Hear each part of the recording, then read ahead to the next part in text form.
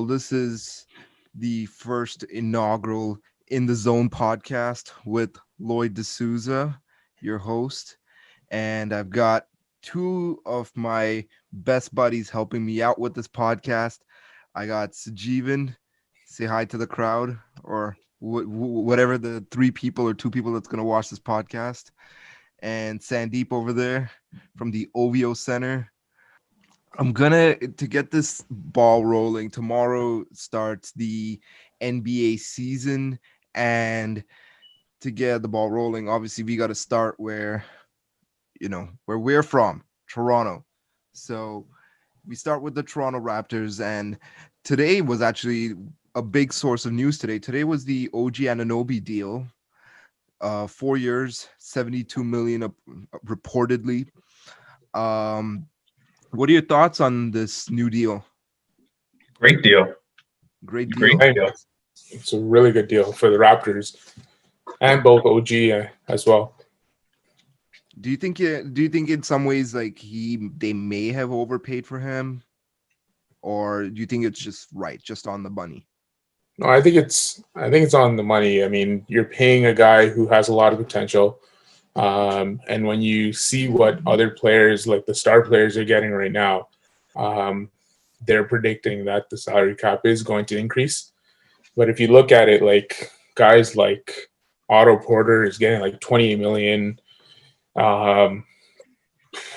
Batum 27 million.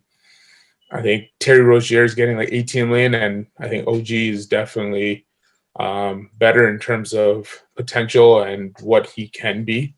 So 18 million for OG is perfect, and it's a tradable contract too. If it doesn't pan out in a couple of years, you can definitely move that contract. So there's a couple things to note. One, OG signed with Clutch. And if you know how Clutch Sports works, they love making sure that their guys are paid. And the fact that Bobby and Masai were able to get this guy at 18 mil per year, which is less than what Jeremy Grant got, who I think was overpaid and overrated in terms of his value. So for them to be able to be flexible and bring that down on a team-friendly contract, yes, he hasn't shown his true potential, but keep in mind, OG's 22, 23? Yeah, he's pretty young. Prime. So for them to put their trust in their core of Siakam, OG, and Fred shows them that they're willing to build around this team. And to Sajeevan's point, it is a tradable contract. But looking at guys that signed today too, Markelle Fultz, 3 years, 50 million, just $1 million off of OG's contract. And I forgot there was another contract that just got signed as well with Kyle Kuzma. If you look at it, yes, less term, but I think OG's a better player than Kyle. So overall, in terms of putting in that money, it is a risk, but it's a risk that should pay off. Even if OG plays at the level he's playing at right now, the market value in the NBA is pretty high. So 18 million, I think, is a good deal. On to you now. You mentioned Fred VanVleet. That was another deal that they signed as well. I can't remember the terms, but it was something along the lines of, what was it, 5 years? 4 years, 85. Let me look at that. 4 years, 85, right? So that was a fairly substantial deal as well. For sure, it was about 20 million per. North 21, of that, 21 mil, or is it 21.5? 21, yeah. I want to ask, so what are your thoughts also on that, on the re-signing of Fred? A lot of people thought that, hey, there was two sides of things. There was a side that was saying, well, hey, this is a guy that, he should get all the money he wants, but not at the expense of the Raptors, because the Raptors had an eye on this other guy who we'll mention later in the show. But then there was the side that was like, well, if you want continuity and make the playoffs next year, it's a no-brainer to re-sign Fred. What are your thoughts? I think there's a couple of things. When the contract was signed for Fred, there's a couple of things that we had to keep in mind. We were looking at the 2021 free agency. There was guys like Giannis, Kawhi, Paul George, Rudy Gobert, who were saying we should target if we can't get Giannis. Giannis was our number one guy, but if we couldn't get him, we need to go after these other superstars and try to bring them to Toronto. So we were saying we should keep as much money as we can in the pocket to make sure that we can sign them. And Kyle Lowry's a free agent in 2021 as well. So these are the things that you need to keep in mind. Besides getting the deal done for 4 years, I think the term is good. I think 21 mil is a bit on the overside, especially for an undersized guard. He's a proven winner, but his defensive abilities, having to guard against bigger guards, was a problem for him in the playoffs. Not just this year, the year before that too, even in the championship year. And like you saw it in the Boston series, Kyle Lowry had to pull a lot of the weight in terms of the backcourt. Fred got his shots, but I mean he did struggle throughout that series a bit. But for a guy that's undersized, $21.5 million, I mean, props to him for getting that contract from being undrafted and whatnot. I think for me it was 20 million or a bit less is what we should have went for. Prove yourself a bit more, and then see what you can get. And now that players like Kawhi, Giannis, Gobert, Paul George, all these guys have signed, now the free agent class of 2021 is not so great. So that deal of locking in Fred for multiple years, now you have Siakam, Fred, and OG locked up long term. I think that's just showing that we have a good core going for the next 4 years. But I think you should also look at who we can bring in. I'm still not sold on Fred VanVleet of being the number one guy. I think he's not the number one guy though. I think Kyle has so much on him. On that thought, though, bring Kyle back before we pass on the reign. Well, because I was going to go to that. Can I jump on my thoughts on the Fred deal first though? I didn't put my I was going to say this though, like 21 mil per year for. That's what you guys don't get. It's not 21 mil. That's the catch. So Masai and Bobby are geniuses. Reason being is Fred's contract. A lot of people playing 4 years, 85. Oh no.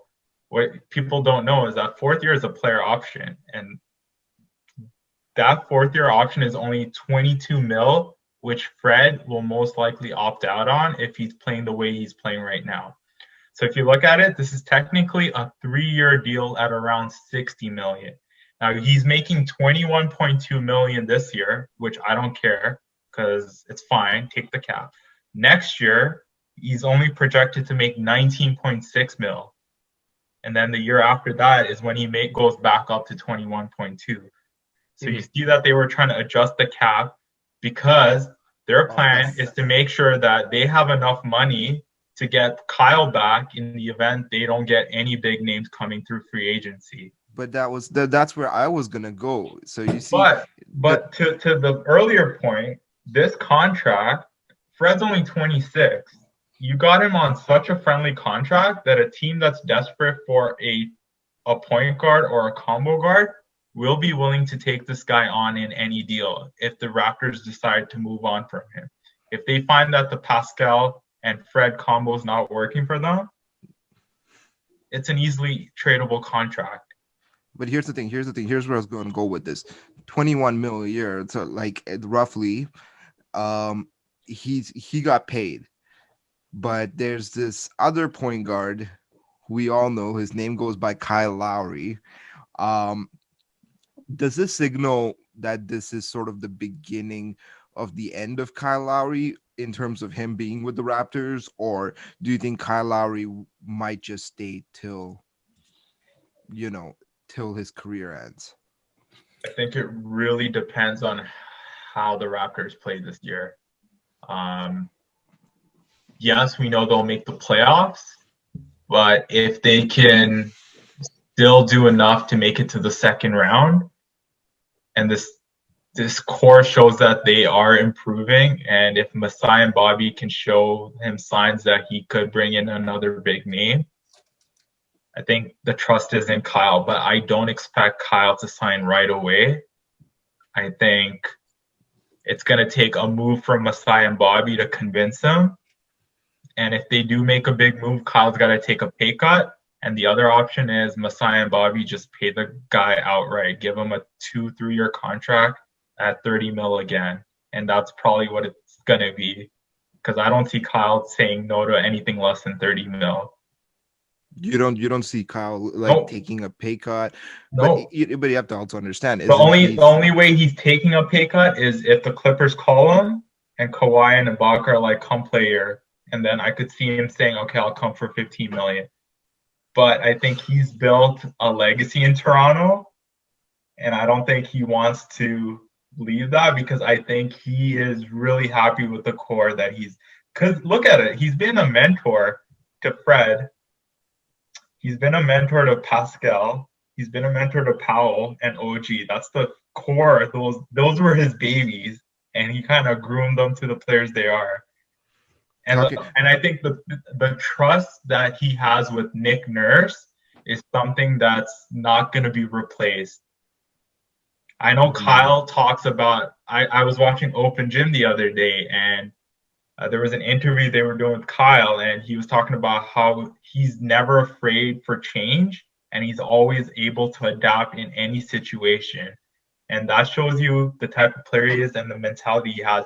But that being said, I think he has the utmost respect for Masai, Bobby, and Nick.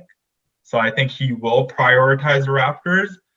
But that being said, I won't be surprised if Philadelphia or the Clippers come knocking next year and try to sign him. Those are the only two teams I see as a threat. Philadelphia. That's interesting. Yeah, and I think Kyle, being the player that he is, and Masai, Nick Nurse, and Bobby understand that a guy like Kyle is so hard to get in the NBA right now.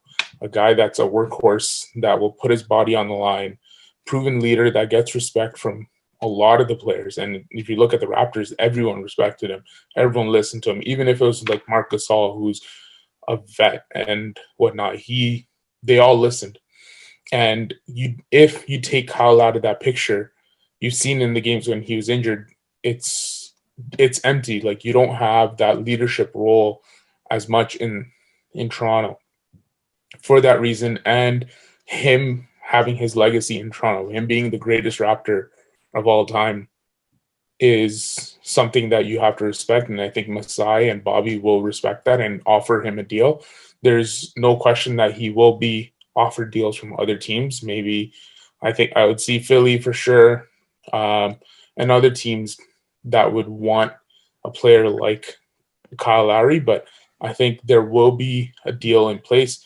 Maybe I'm seeing something around like the 25 mil for maybe two or 3 years.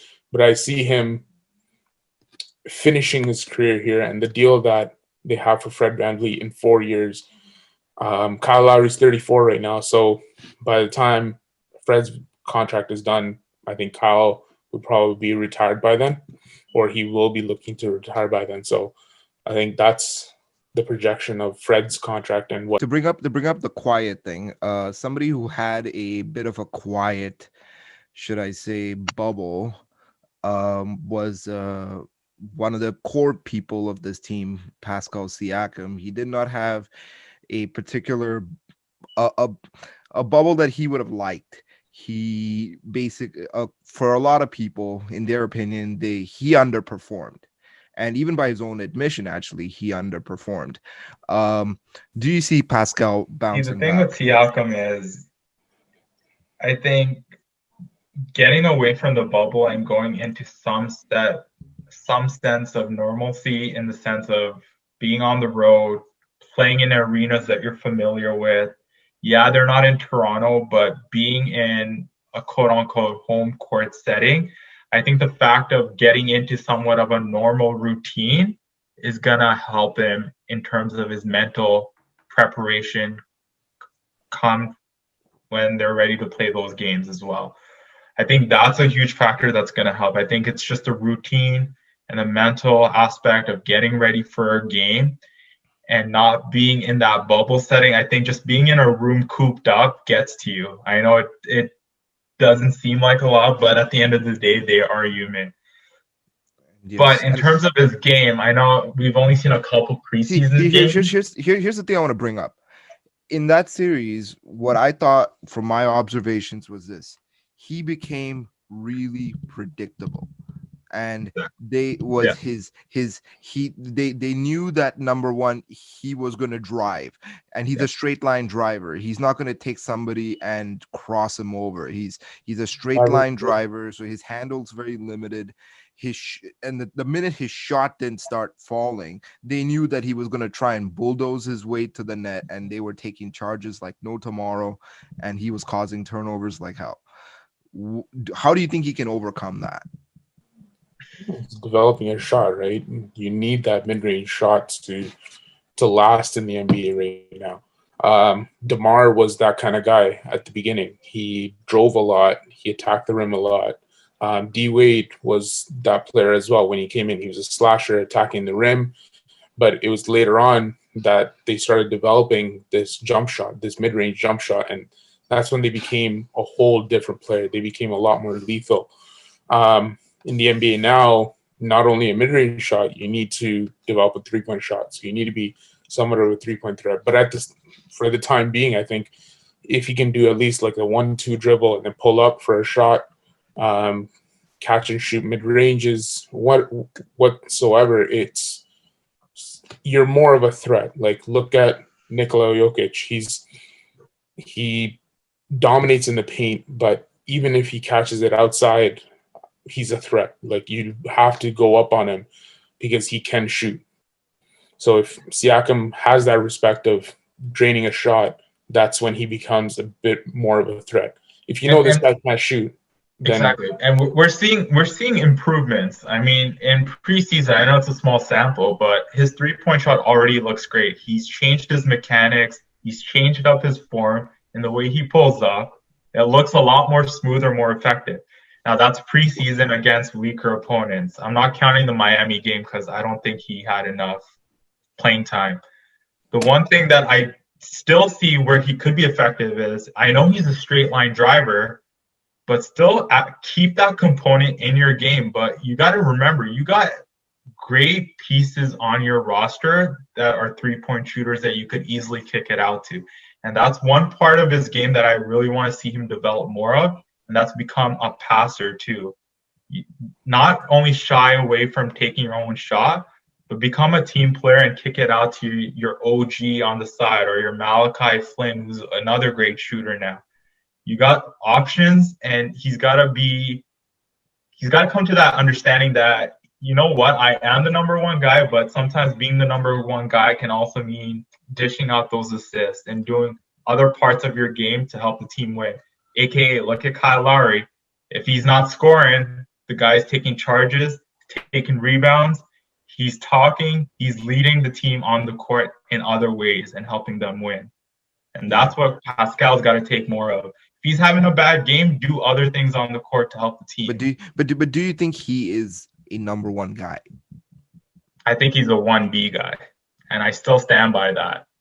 I think he's got to prove to me this season that he's a 1A, but I don't think he's 1A. I think he's a 1B guy right now. Because here's the thing, like in the playoffs last year, in the championship year, he was, after Kawhi, he was clearly the second best player on that team. He took 100%. The finals game-winning shot over Draymond Green. I still see Draymond Green slipping to one end of the court till to this day, but literally he was the second most important player, and then to go from that to not having a good playoffs, do you think that he needs Batman by his side? I think that first year, him going to the finals, he was not even, in my opinion, I don't even think he was the second main guy on the team. It was Kawhi, Kyle, then it was Siakam, which is why, like, the game I went to, game one, he flourished. He went off because he didn't have that responsibility of having to lead the team. He knew that if he missed a shot, Kyle and Kawhi were there to support him throughout. And he wasn't scared to shoot. He wasn't scared to attack or make a mistake. The playoffs this year, Kawhi was gone, and now Kyle had to do a lot more, but Siakam felt that he had to be the number one scorer because of his performance in the finals last year, that he was one of the main scorers. He felt that this year now he has an extra burden that he has to score a lot more, which made him hesitate on 3-point shots and resort to attacking the rim, which is his main go-to. Um, and the season Kawhi versus playoff Kawhi was a whole. I'm sorry, season Siakam versus a playoff Siakam was a whole different person. Season he was more relaxed, not afraid to go coast to coast whatsoever. But now you have the hesitation in him. I think he still needs that someone. Right now it is Kawhi, but I think he also needs that trust that Fred VanVleet is a pure scorer that can hit those open shots. And once he realizes that and takes that pressure off him a bit, I think he will do a lot better. But I think that's something that you need to note from the two playoff series. Well, on that thought, let's just so we already talked about the core guys. Let's Sandeep, let's talk about the additions here. So the additions and the subtractions. Obviously, the bigger key point of this offseason are the people that left. So Ibaka and Marc Gasol. Both of them were key parts of that championship team. Both of them were key parts of Toronto's defense, both during their championship run and last year. They got Aaron Baines coming in. They probably got some other players that I can't think of off the top of my head. But what do you think is the biggest point? The loss of Ibaka and Marc Gasol, or do you actually think that guys like Aaron Baines, Chris Boucher stepping up, do you think they'll be able to fill in that void? I don't think they're going to be able to fill the void in terms of what Serge and Mark brought to this team. I think they brought leadership, and yes, you might not see it out on the court a lot, but if you watch behind the scenes footage, whether it be open gym, whatever, you see how these guys communicate, how the younger guys look up to them in terms of respect, in terms of the years and what they've achieved throughout their careers. I think that's one aspect that the organization's going to miss in terms of what Mark brought. I'm going to start with Mark. I know he wasn't the greatest at times, and people thought, he's slow, he's not right for this team anymore. But when you look at the way Marc Gasol plays, he is a defensive statue that just does what needs to be done to deflect a play, whether it be inside the paint. And the one aspect that I loved about Gasol's game is his ability to pass. For a big to pass that well and so smooth and effectively is one aspect where we're not going to see a lot of. And a lot of that pressure is going to go back to Kyle to be the facilitator. And I think that's where in the half court, and you guys know this as much as I do, the Raptors suck at the half court. They cannot create offense at the half court. DeMar was brilliant in that. And Mark was able to help Kyle in terms of facilitating the ball and moving it around, because we know Fred's a great off the ball shooter. But that's where we're seeing the biggest loss with Mark. I think it's more of his passing and being the facilitator more than the defense. With Serge, it's definitely the leadership and his cult and the overall fit with the team. I think in terms of morale, I think he was a favorite. I mean, you see his little fashion show stints and him playing around with OG. I think he really brought the team together in terms of morale. But I think obviously his defense, being that stretch guy that you could play against smaller lineups, a guy that can shoot, a guy that was great at blocking and on the defensive end. And then obviously he put up his numbers. He's not the best offensive guy at times, but I think his presence on the defensive end is what's going to be missed. But to both of them, I think it's just their leadership and what they brought in the locker room and the way that they motivated the young guys.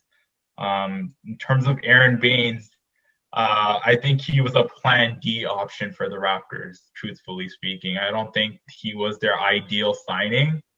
And I think Masai and Bobby know that themselves. All the options were out of the running, and the Raptors just ended up with Baines. And I think right now he's having a hard time fitting in terms of chemistry, and we're seeing that. But I'm going to give this guy some time to develop with the Raptors system, and I think him playing more with Kyle off the pick and roll, off the lobs, I think he'll fit right in. And the guy can take charges, so that's another guy on the roster that can really take charges. Keep in mind, he's not the best defensive guy, though, so don't have high hopes for Aaron Baines. Yeah. And just to close it off with Boucher, I know a lot of people have upside, but I still don't see it, man. I think he has little flashes and little sparks of being great, but I think he still has to mature. He's 28, and for a guy that gets in so much foul trouble like Boucher does, I can't trust him. I think the Raptors are really going to struggle when Baines is not having an effective game, or if a big off the bench. I think that's where the weakness is going to be, really. Do you think quick fire kind of answers? Do you think any of these guys that we've talked about, any of these guys are trade candidates? Yes. This year. Yes. I had another topic on your docket that, if we have time, the James Which one? Harden. What are you thinking? What do you think? But who do you think here is a trade candidate? I think everyone except Kyle. Everyone's a trade candidate on this team. I think everyone except Kyle. Everyone. I think Kyle's a trade candidate too. If the Raptors aren't doing that well come All-Star break, post whatever deadline area, I think he's gone. Kyle might be gone. I wouldn't be shocked.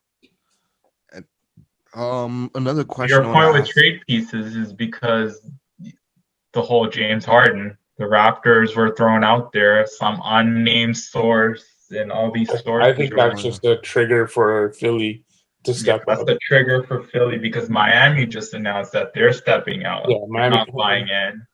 Yeah. Apparently Houston isn't happy with Ben Simmons because they don't see him being a quote-unquote great fit, which is why the Raptors name got thrown in there as a potential fit for James Harden. And they said Siakam's name in there. So I think it was I don't think it came from the Raptors. I don't think the Raptors were part of it. I think it was just something that was thrown in there, but it wasn't a credible source that just threw it out there. And okay, I know it's all rumors, but hypothetically, like quick fire answer, would you do that deal? Let's just say it's Pascal Siakam, Norman Powell, let's say 3 first-rounders for James Harden and a filler. No, I think it's too much. I don't know about. I mean, I like. You would say no to a superstar coming. I that's what I'm saying. Like I would consider it because I mean it is James Harden we're talking here about. But you're also saying Pascal and 3 first-round picks. The 3 first-round picks is big, and especially you can pick up you can get guys late in the first round that can become stars. That's true. I mean, look at Siakam. Siakam and OG late first-round picks. You're passing up on here's the thing, though. You're talking about Siakam. You're talking about Siakam here, and Siakam, if he gets thrown in there, I mean, I don't mind throwing in those guys there, but the question about getting James Harden in this particular instance is: are you willing to change your philosophy? You've had defense as your philosophy for the longest time. That's the thing. I think James Harden wants to change the scenery in terms of the system that is being run. I don't think he wants to be known as the quote-unquote ISO guy. That's James Harden saying it himself. Is he actually gonna follow through with what he's saying? We don't Yeah. know, but that's a risk you take, right? Well, let's talk about this because I mean I wanted to maybe get through the whole Eastern Conference because this is an NBA preview. But let's just because we're starting about Harden. Let's talk about Harden for a second because he's I the only news brought it right up now. because it's been a hot topic Yeah, no, with a not he's the so news right reputable now. source. He is the news right now, and I mean it's all put out there. It was Russell Westbrook asking for a trade. It was also put out that James Harden wanted out. I mean, this was obvious. They didn't get through the playoffs. LA beat them up. Daryl Morey left. D'Antoni's gone. Steven Silas comes in. Right now, do you like Russell Westbrook is gone? That's his boy. James Harden has made multiple demands through the years. He made that demand for Russell Westbrook. They traded the ship for him. They had him for 1 year, and now he's gone to Washington. And now James Harden wants out. He goes to quote unquote, a few interesting places. I don't know if it's too safe for this podcast, but he goes to some, let's just say, some clubs, and he's pictured there. He comes to He comes to preseason, and he looks in worse shape than I'm in right now in COVID. Um, and trust me, I'm not in great shape. So right now, should should Houston make this move now, or should they keep dragging this through the season?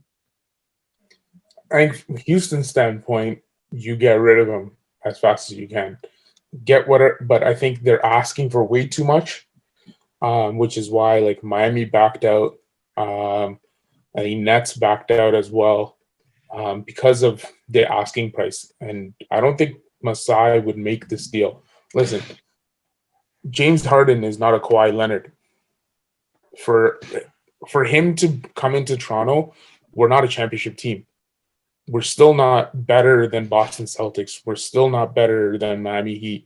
We're not better than the Bucks. We're not better than the Nets. From James Harden coming and us getting rid of Pascal, Norm Powell, and 3 first-round picks, I don't think he makes us better.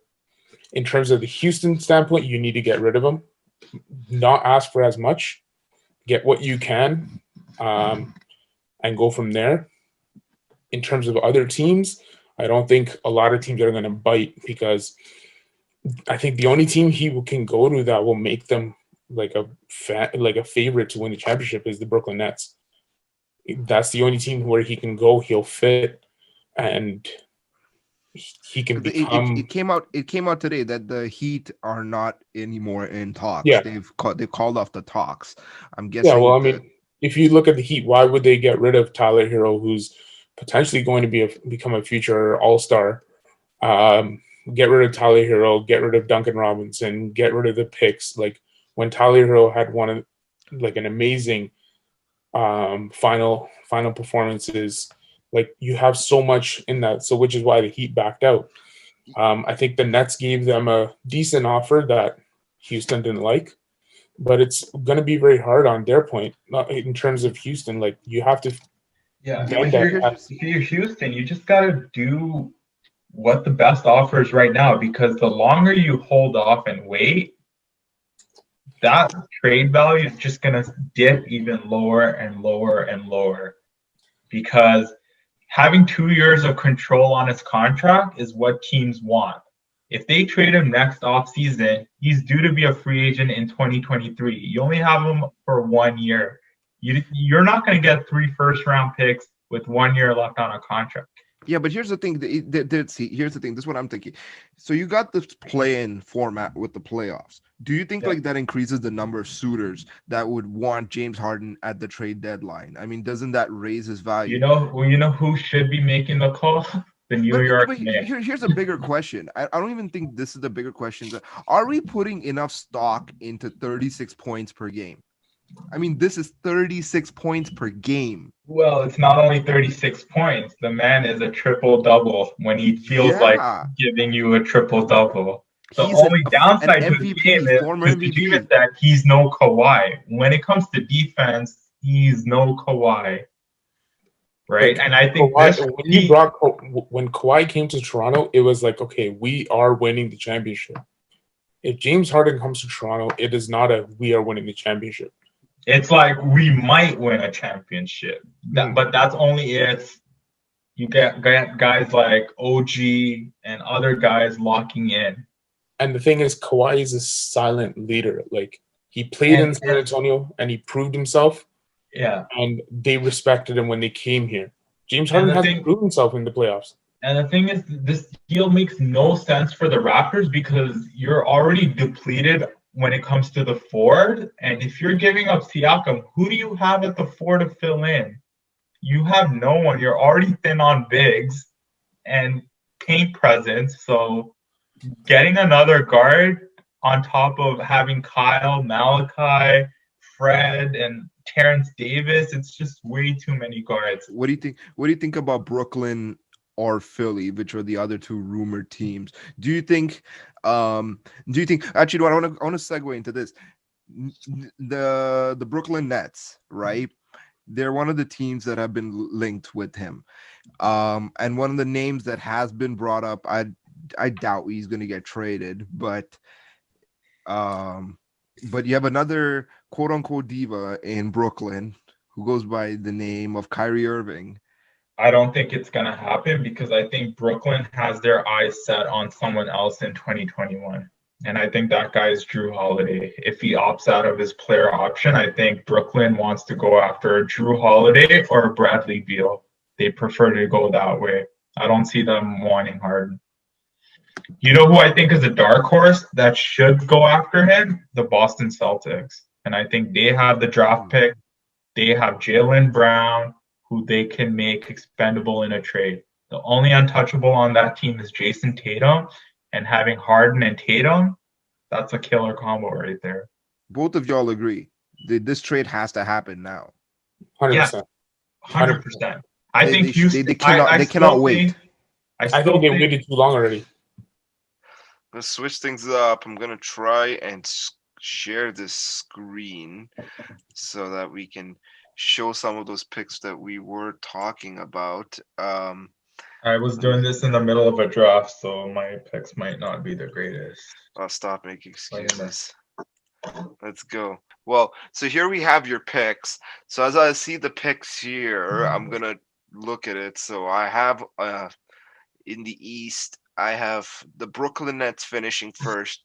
Sandeep and Sajeevan have the Bucks finishing first.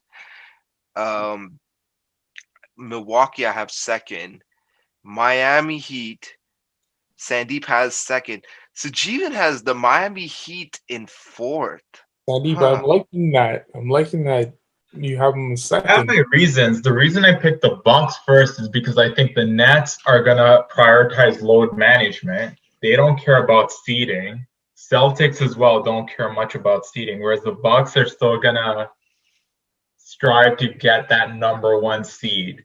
And I think they're still gonna make Giannis play as much as he can.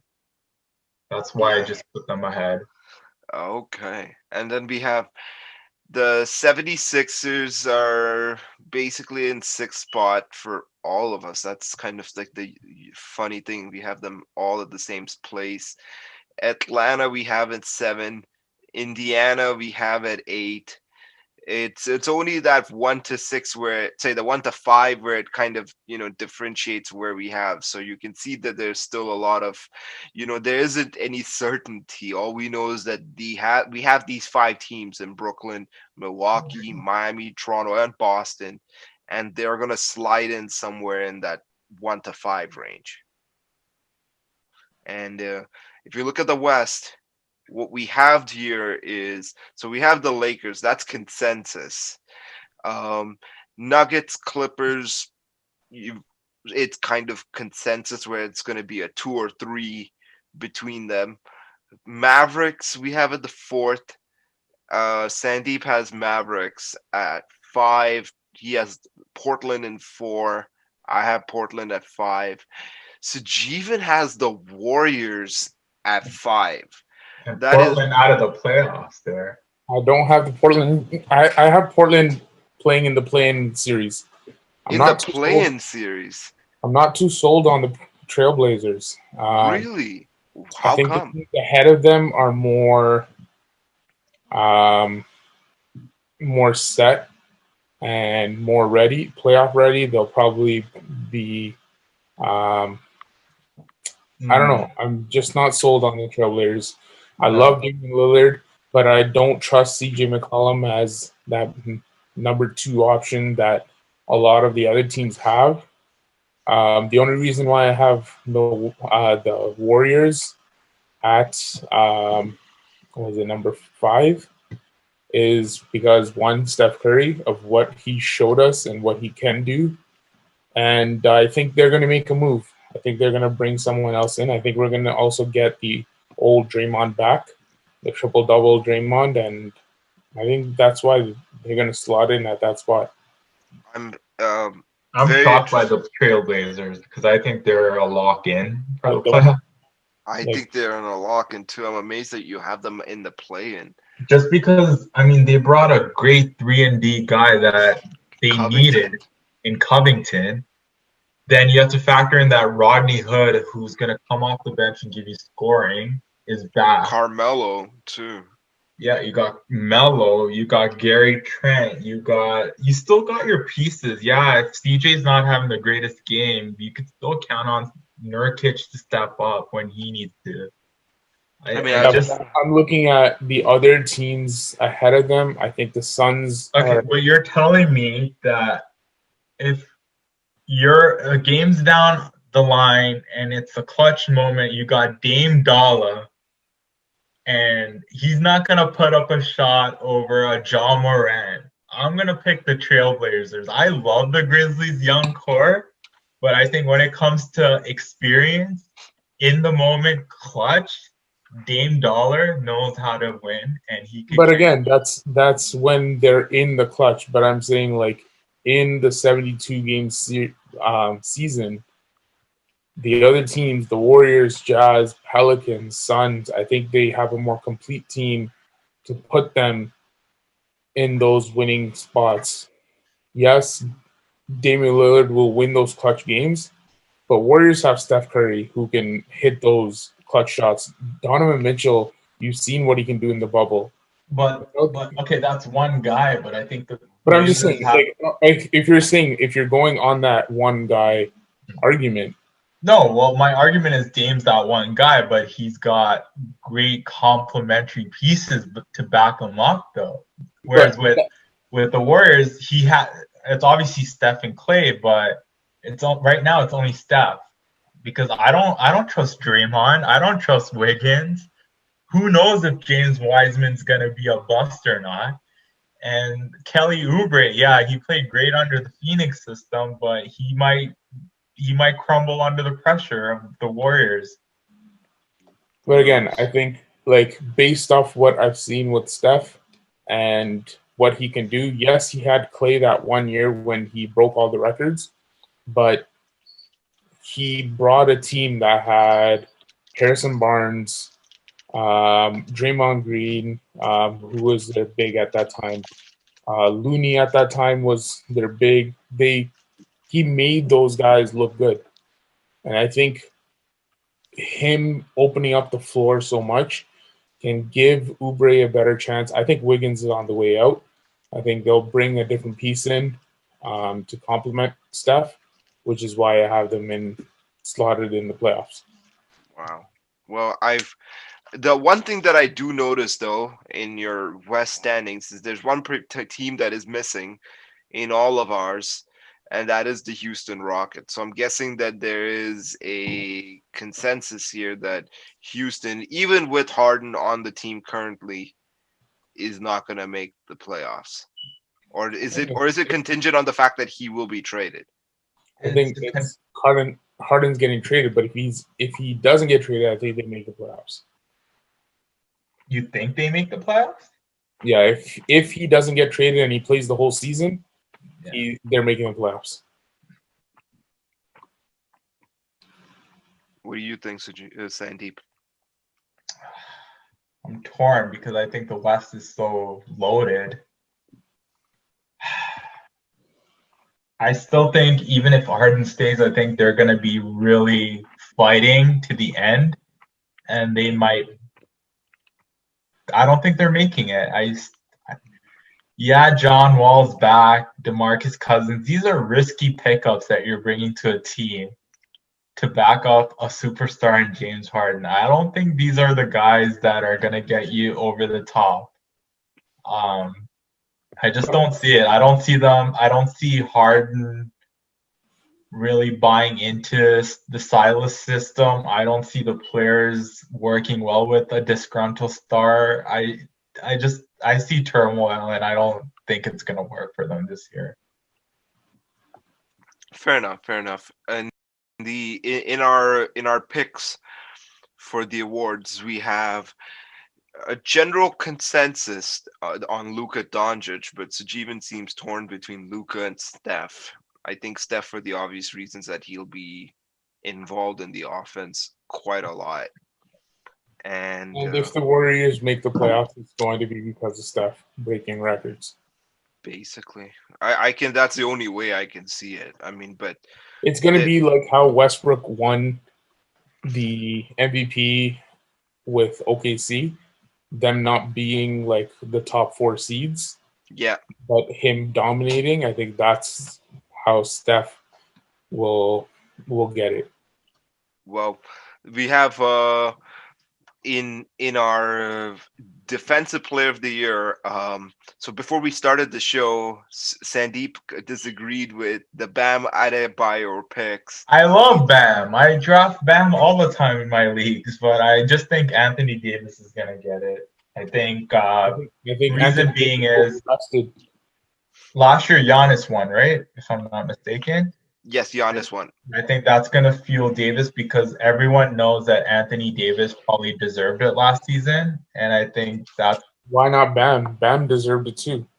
But I think Anthony has something to prove that he wants to lock that up and had that hardware to his resume already. So I think it's going to be. I think it's a two-way battle. I think it's between Bam and AD, but I think the only way I could see AD not winning it is if he gets load managed, and that's obviously the award gets handed to Bam in that scenario. But I'm making my bold pick and saying it's not really a bold pick, but my pick is on AD for this year. AD this one.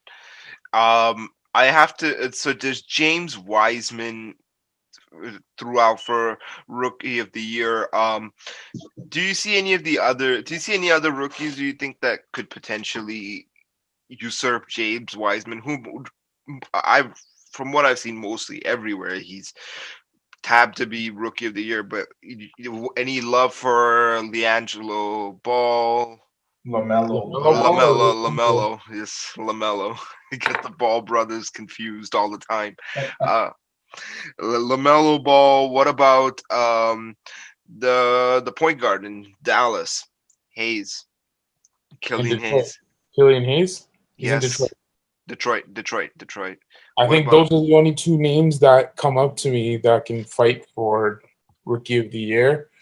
I think Anthony Edwards has a lot to prove. If he has to do a lot in Minnesota with Russell there and Cat there. I think it's hard to get that Rookie of the Year. But I think LaMelo Ball and Killian Hayes probably have the best opportunity. Yeah, it really comes down to opportunity and playing time, right? And in terms of who's going to get more playing time in terms of touches and room for growth and development. If you look at the situation with the Warriors, with Clay being out and the Warriors only having, what's his name, Kevon Looney as their only big, it gives Wiseman an opportunity to step up and step in and just do what he needs to do as a big. And him just putting up, let's say, 14 and 8 rebounds a game is enough to push him to that Rookie of the Year discussion. The thing with LaMelo is probably projected to be the better in terms of this year.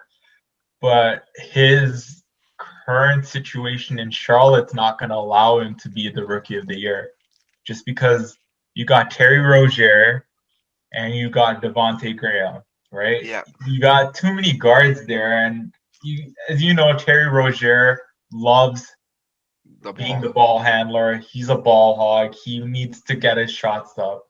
Devontae, obviously, he could pass the ball, but Charlotte's gonna realize that they need to get rid of Terry Rozier at some point if they want to really develop LaMelo.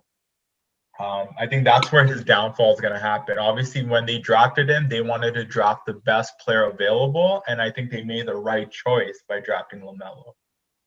I think it's going to pay dividends in, I'm going to say, 2 to 3 years when him and Devontae are running that team. Um, and then to Killian Hayes, I think he has the greatest and probably the best mentor in terms of learning the NBA game and learning how to be a true point guard. I mean, Derrick Rose alone is like one of the best in his prime, I think. Um, and he's got the opportunity. I think he's the sleeper pick and probably the underdog to win it just because of the Detroit situation. I think he's a starter now. The downfall is that he's under Dwayne Casey, and we all know Dwayne Casey hates playing rookies. He never gives rookies any minutes. But I think Killian Hayes is going to force him to play because of how good he is, and he's a combo guard too. So him and Rose can play on the court at the same time. And Rose is going to be a hot trade candidate at the deadline. So Killian Hayes is definitely going to be my sleeper pick if I had to say to win Rookie of the Year. Absolutely. Absolutely. Onto the coach of the year. We have three different picks. Sajeevan has Rick Carlisle. Sandeep has Monty Williams. I have Stan Van Gundy. Um, basically, why your picks? Just so For, in a quick few sentences. for shits and giggles. No, I just I see Phoenix just doing better under Chris Paul, and I think having Monty there, I don't know. I just felt like making that pick. I think having Chris Paul there, I think he has a better rotation to work with, a great leader, and I think he's gonna really be able to expand the style that he wants to incorporate on the offensive and defensive end. And I think him bringing Phoenix into the picture of being a playoff contender will make him a favorite coming out of the West. And Rick Carlisle for Sajeevan. I think mainly it's because they're gonna. I see them going from they were a seventh seed last year, and what they did against the Clippers, pushing them to 6 games. I think they're going to be a better team overall this year. They're going to push a lot of teams to the brink. I have them in the top four, so them finishing in the top four and how big of a threat they are is going to show why Rick Carlisle should get the coach of the year. My second option was Stan Van Gundy, if not. Yeah, I think Stan Van Gundy because well, I think coach of the year is really just based on like your team and how much they've really just improved, and I think that in terms of a record, I think the Pelicans are definitely not only going to make the playoffs. I think that they could they could go as high as the sixth seed, fifth seed. It all depends on, well, for one, Zion's gonna have full like ability to play. He's not gonna have a minutes restriction, and I think that that's gonna help the Pelicans to climb up the standings anyways. So and definitely I think he's gonna put in a lot of discipline on this team. I think their overall record will improve, and I think Stan Van Gundy will get a lot of credit for it, although that credit may be debatable. But I see that in the most improved player, Shea Gilgis Alexander for two people. It's me and Sandeep. And Sujeevan has an interesting pick there in RJ Barrett. Hey, I think Well, I looked at Shea and I'm like, okay, he was already balling out last year, and he was um, number two option on that OKC team.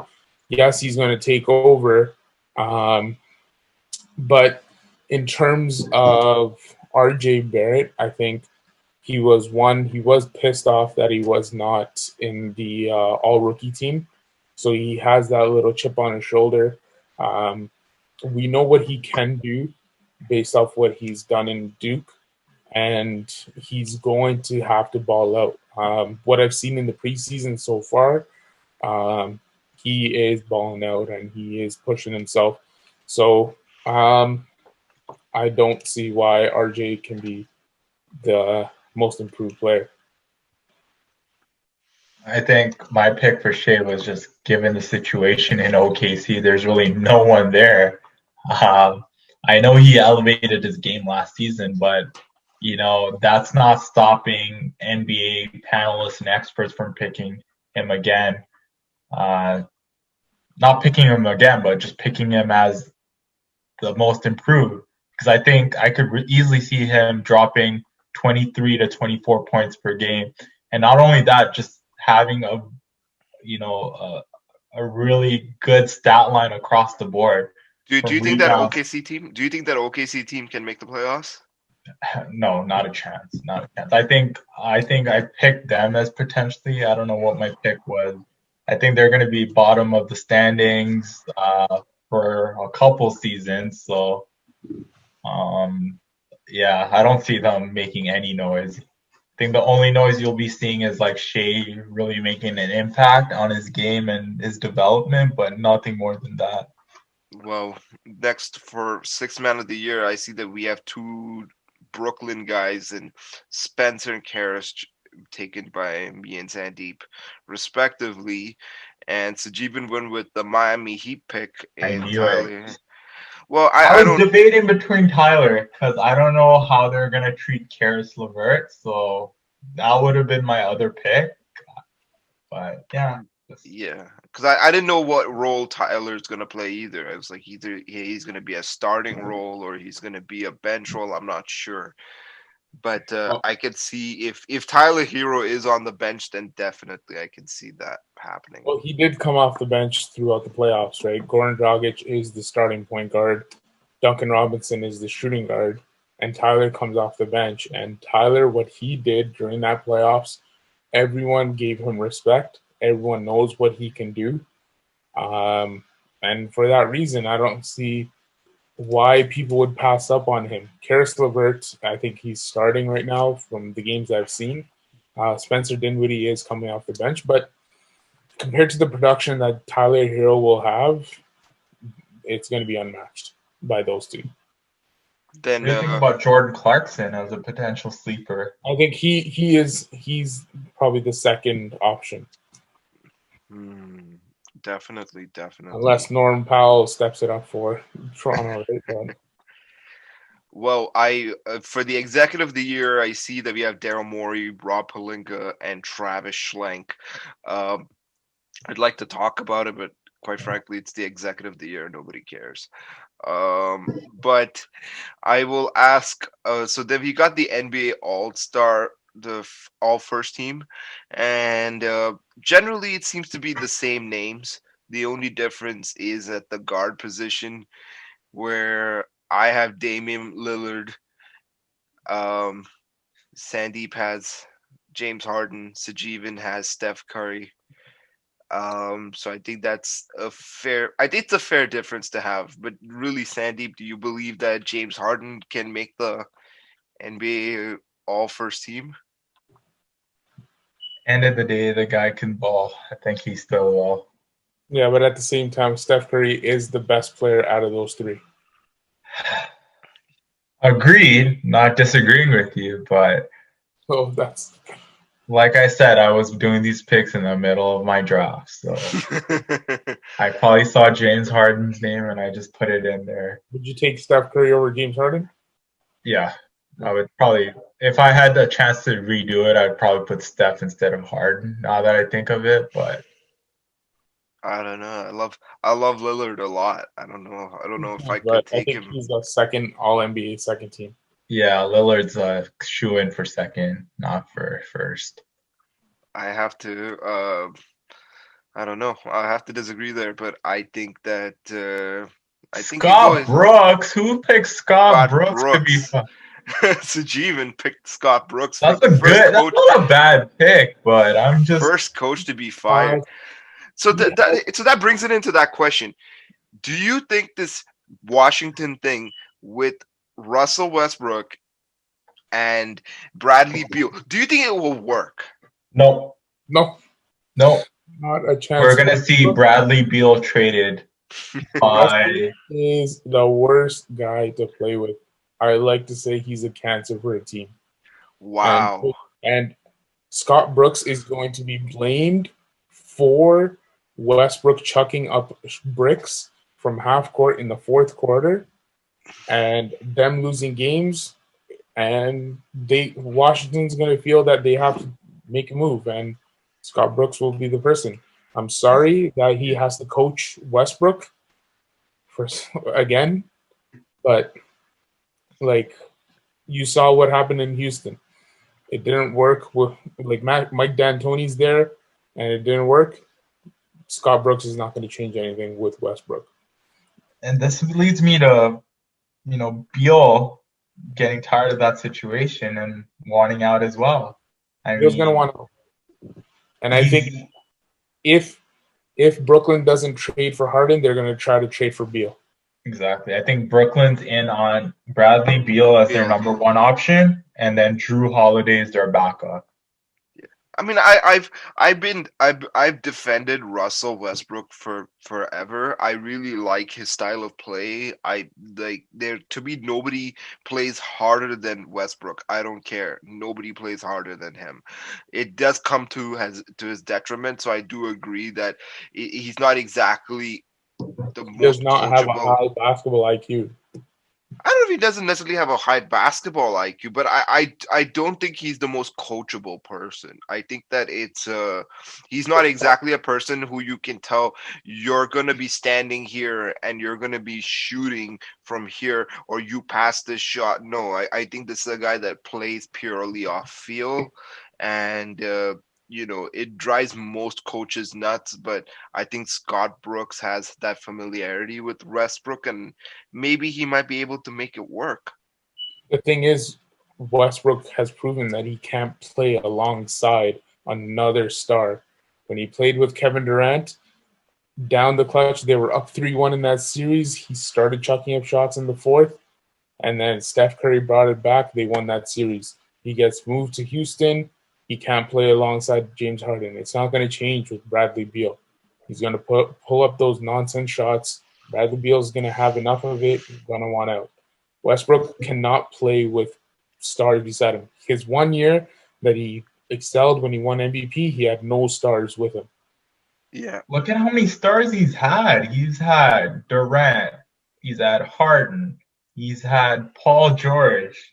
Now he's got Bradley Beal. Like, it's just, yeah, I don't know. I think like yeah, I don't know if he can't necessarily work with a star, but then I also think that it's I think the teams have done fairly well with I think the players have performed well with him.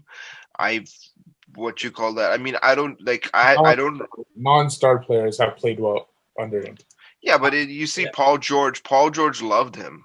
Yeah, but the thing is, I going back to Washington, I just feel really bad for them because they have such a great young core. If you look at their team, they've got Rui Hachimura, they got this Denny kid that they just drafted. They got Mo Bertans. Wagner, Bertans, Thomas Bryant. They've got all these young guys that are not gonna really see any growth because Russ is gonna be a ball hog, and Russ is not gonna help them develop their game at all. Well, yeah, and definitely, I think that it comes down to the point of where you have to. I And he's think he not has the to walk change the his guy that game. you want. I think he has to change his game. He does change. Yeah, he did change his game when Carmelo and Paul George were there, and he was purely, he had definitely lowered the amount of shots he took, and he definitely dished out a lot more assists. But at the end of the day, but they yeah, weren't winning. because at crunch time, everybody knows who's going to be taking that shot. It's And going to on be Westbrook. Washington, he shouldn't be the guy taking the last shot. Yeah, no, that should be It should be Beal. Bradley Beal. On Houston, it shouldn't have been him, but he was still chucking up some shots. When it was between Paul George and him, he was taking instead of Paul George, and then going back him versus Durant, and like he was taking shots instead of Durant, which is the problem. And That's I the think thing. that's why Scott Brooks is going to get let go first. I think Honestly, like I think Westbrook would have thrived so well in a team like New York, like the spotlight of being in New York as the star guy. I think he would have that would loved it. Yeah, but I don't think he can handle the media. he Uh, could. I think he could have. I I mean, think if he would handle it in his way, which is not exactly the way that gets you through gets you But you unnoticed think the through New New York York. media will care? I think New York will be over the moon at the fact that they even got a superstar. like it's the first time since Amari that they have. Exactly. I think the media will just give in to whatever Russ does and whatever Russ says if Mhm. they got him there. Luke Walton's a pretty understandable one, Yeah, I considering think it is he's on Sacramento. his last straw, third strike. He's had a great Kings roster to work with, and he's just fucked it up. I mean, you saw his whole debacle with Buddy Hield. If Yeah, you can't make Buddy Hield happy after this year, it's either Luke's gone or Buddy's gone. So that's But I why. think I think Buddy's going to be gone first. Yeah, Buddy's definitely gone. So I think they're gonna lose out on both.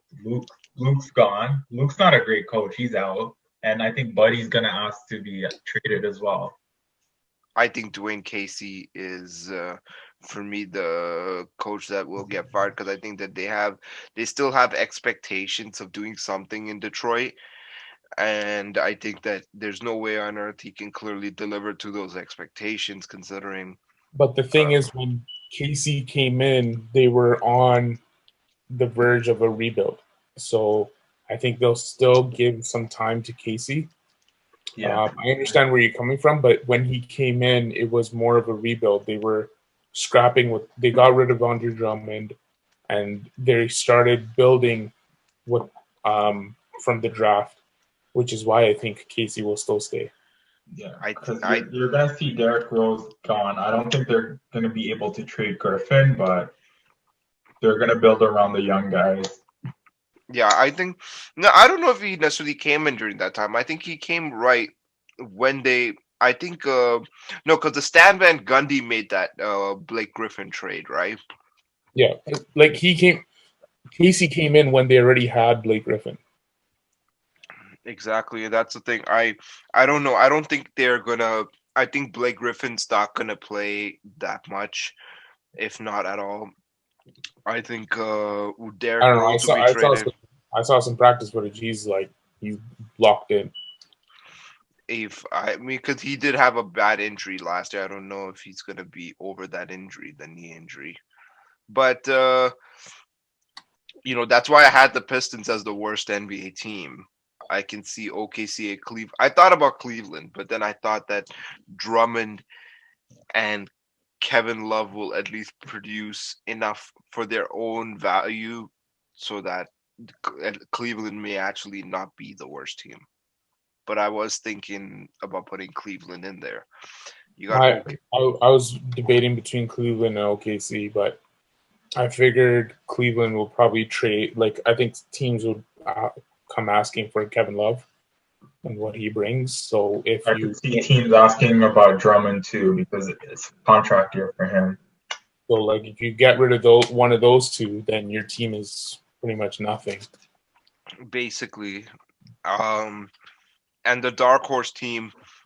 I think we all seem to agree on the same thing. It's New Orleans for the dark horse team.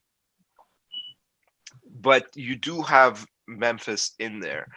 I want to ask about Memphis. They did shine a lot in the playoffs with John Morant, taking basically taking Portland all the way to the very brink. Um, do you think that they can take that next step? Do you think John Morant can take that next step?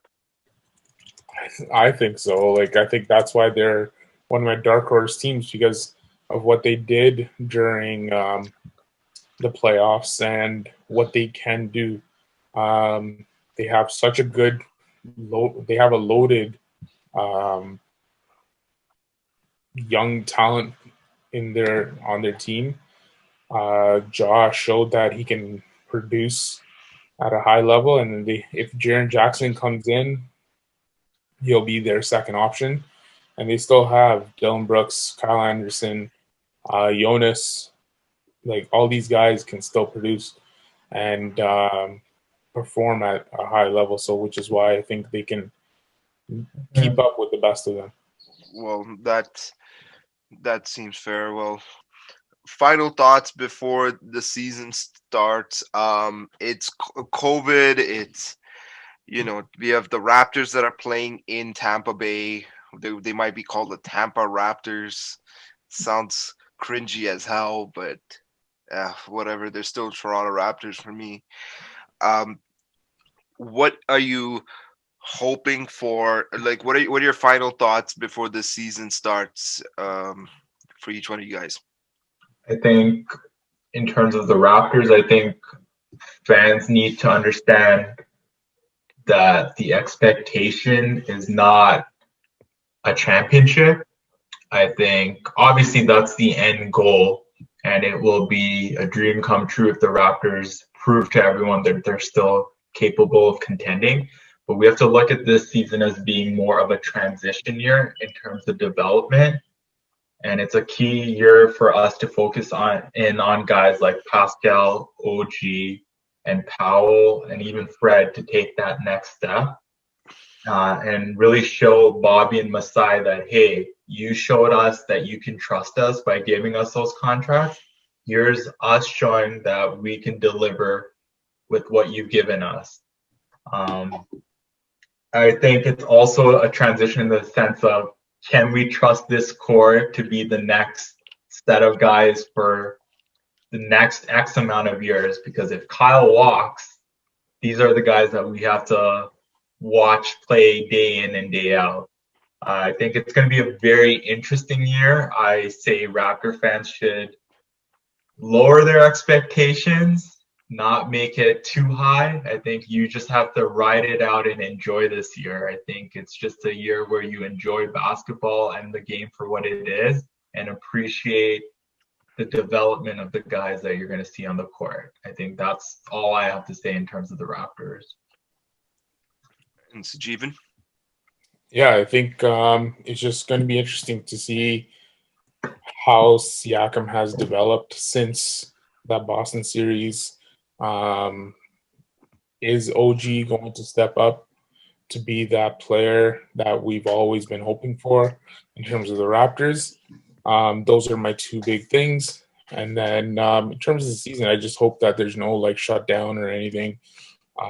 We've seen in the NFL with them playing in different cities, players have gotten COVID, um, games got canceled, rescheduled, and whatnot. And with the NBA being more travel and all of that, there is a higher chance. So hopefully there's no shutdown, and hopefully they don't have to go back into the bubble. But we'll see. We'll see what happens with that. Definitely, definitely. I think also, you got the Giannis situation. I think changes a lot of different things for the Raptors. That was if they definitely had one eye on Giannis. Now Giannis is no more on the radar. I think that they will definitely have to reconsider their future plans as it goes from next year onwards of how they intend to. I think this is a season where the Raptors will have to take a very deep introspective look at what their future plans are. I think that they will. I think there's a very high likely chance that there could be trades coming from the Raptors, and they could maybe, instead try to go young, try to create cap space, try to get draft picks, try and see if they can leverage these draft picks for a trade for a superstar, because that's the one thing about the Raptors. It's going to be either free agents or trades. Sorry, not free agent, trades, or it's going to be the to the draft. Free agency is not the way. It's not going to happen. So they have to figure out a way of how their future is. But definitely, I think if there's one thing though, I definitely have to say about this season is whoever gets James Harden better watch out. That's going to possibly be your championship winner. I think, Oh, I think that's gonna. I think that is going to be. I think he holds the key of who is going to be into the finals outside of the no, Lakers, and no, it's not. I think that if he gets traded to the Eastern Conference, as has been rumored, I think that he definitely shifts the balance in the Eastern Conference by I don't know how many percentage, but he shifts it by a lot. And if he goes to Brooklyn, I I don't know if I can see any other team winning. They have to win. There's just no other way. If he goes to Philly, I mean, it would be very interesting to see what would Philly give up. But I cannot imagine Philly going for Harden without giving up Ben Simmons. And I don't know if Harden, but even then, Harden and Embiid, that'd be very interesting to watch. But if he definitely goes to the Nets and the Nets don't have to give up Kyrie and just have to, and they can keep Kyrie and Durant and get Harden, I think that basically cements them as basically a finalist in the East. So it'll be interesting to find out. It'll be interesting to find out. Season starts tomorrow. Thank you guys for being with me on the show. Thank you so much for helping me out. Hope Are we invited back, or I'll do be you think invited back. I'm pretty sure we are. I mean, do we make the cut? did you Or guys enjoy this? Yeah, yeah, it was good. It was good to talk some Yeah, it's good. basketball before the season. We'll see We'll how see it what this the story always keeps going on. It never ends. So we'll have to keep going on with this show. So hopefully we can do it. I'll see what if we can do it on a weekly format or whatnot. But if you guys are down, hey, let's uh let's keep this ball rolling. But either way, thank you guys. Thanks everybody. Have a good night. We'll chat up later.